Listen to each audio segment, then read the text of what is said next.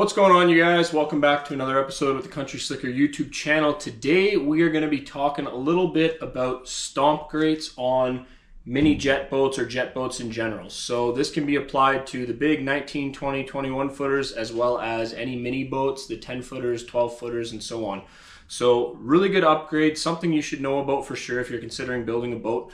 And definitely something if you're going to be running shallow water or any place where there's going to be some weeds, there's going to be rocks, you're going to be touching bottom or have the opportunity to touch bottom. It's definitely a worthwhile upgrade and something that you should be thinking about equipping your boat with.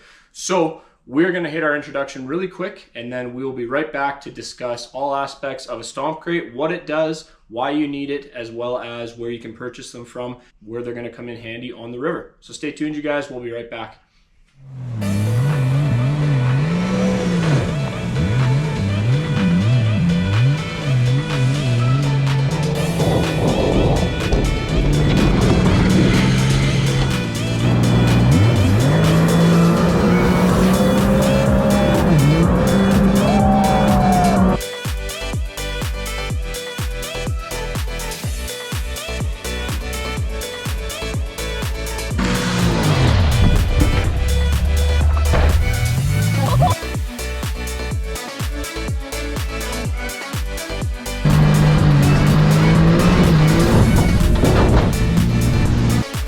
That didn't work.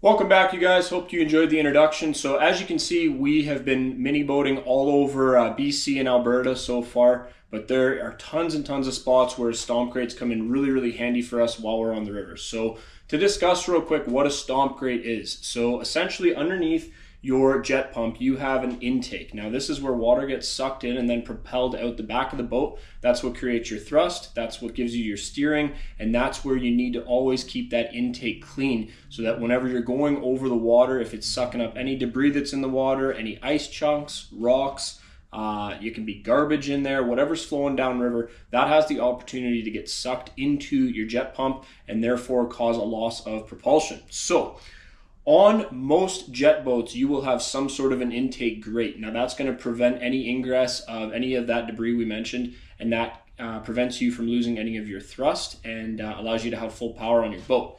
Eventually, as you're skipping up the river, whether you're running over gravel bars or weeds or whatever, you're going to lose some of that propulsion, and some of that surface area is going to get taken up as your intake gets clogged. So I'll show you a quick clip here underneath my boat. This is what your intake grate is going to look like. Now, whenever that gets clogged up, you lose your thrust, you lose propulsion, you lose your steering, and it can be very dangerous, especially if you're in a fast-moving river and you lose that thrust. You need to be able to get on step and have the max amount of power available to you that your pump has. So where a stomp grate comes in is it allows you to kick that grate a few times with the engine off, and that knocks the rocks or weeds or what have you out of your grate and allows you to have a nice clean intake again.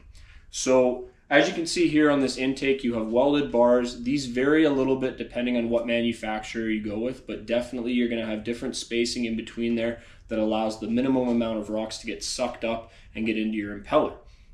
So the stomp grate allows you to hit that and knock it clear so that you can be well on your way again. Now the process for this when you're going to be going up the river is you always want to be in deep enough water that you have full actuation of your grate. It usually comes down about almost a good foot. So you want to make sure you have ample amount of water when you do this. You're going to shut your boat off, you're going to run to the back, you're going to hop up and down on that grate a few times. I like to give it 4 or 5 good hits. Some guys will say up to 10 times just to knock everything out of that intake. And then you go back, turn your boat on, and you have a clean intake and you're ready to rock again on the river. Now the danger of doing this while the boat's running is that as soon as you release anything that's in that stomp grate, it immediately has a clear path up into your impeller. So if you don't turn your boat off, that's going to be a huge issue. You're going to suck up rocks. It's going to wreck your impeller, wreck your wearing, create tons of damage in your pump, and you're going to be way worse off than when you started. So I'll show you real quick how that grate is actuated right here.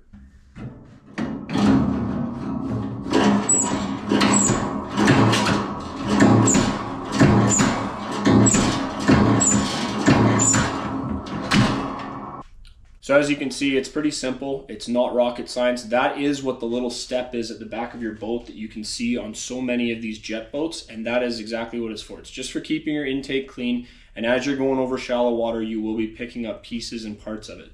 Now, this was a foreign concept to me when we were building our boats, and there wasn't a lot of information out there on it, so I wanted to make this video to anybody that's going to be building a boat or is looking at getting one contracted out and are wondering whether or not the Stomp Grate's a worthwhile upgrade.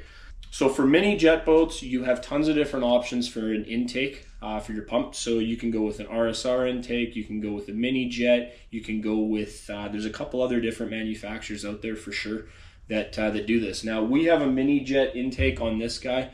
Lots and lots of people you'll see will have perhaps an aftermarket Stomp Grate. There's about 1 billion different companies out there that make them. On the bigger boats, once you get into the Scott pumps, the Hamiltons, the Southern Jet pumps, any of those nice bigger pumps, you're going to have a Stomp Grate almost indefinitely. Most guys always run them just because you just need it while you're on the river. So I hope that gives you guys a little bit of insight as to what a Stomp Grate does and why it's important. I want to keep this video quick and simple, but I'll show a couple of examples here of us going up the river where we touch bottom.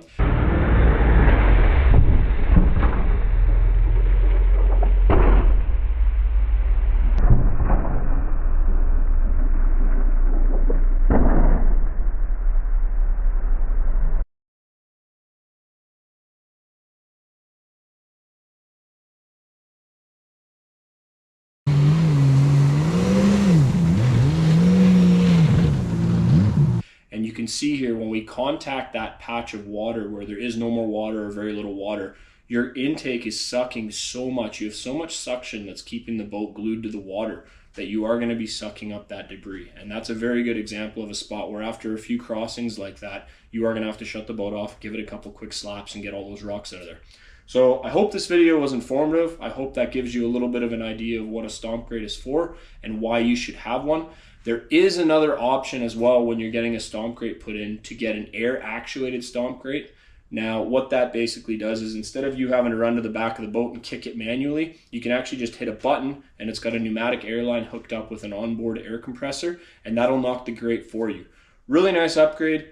It's expensive. You also now have extra gear and weight in the boat running an air system so that you can stomp that grate pneumatically, but it's a good way to upgrade, and if you have the money, I think it's worth it because then you never have to leave the driver's seat. It's very simple. Just shut it off, hit a button, it whacks everything out, and then you start back up again. You don't even have to leave your seat. So those are the options you have for Stomp Grates. If you guys have any questions, drop them below in the comments. I'll do my best to answer them, and we'll see you guys out on the water. Till the next time, Country Slicker out of here.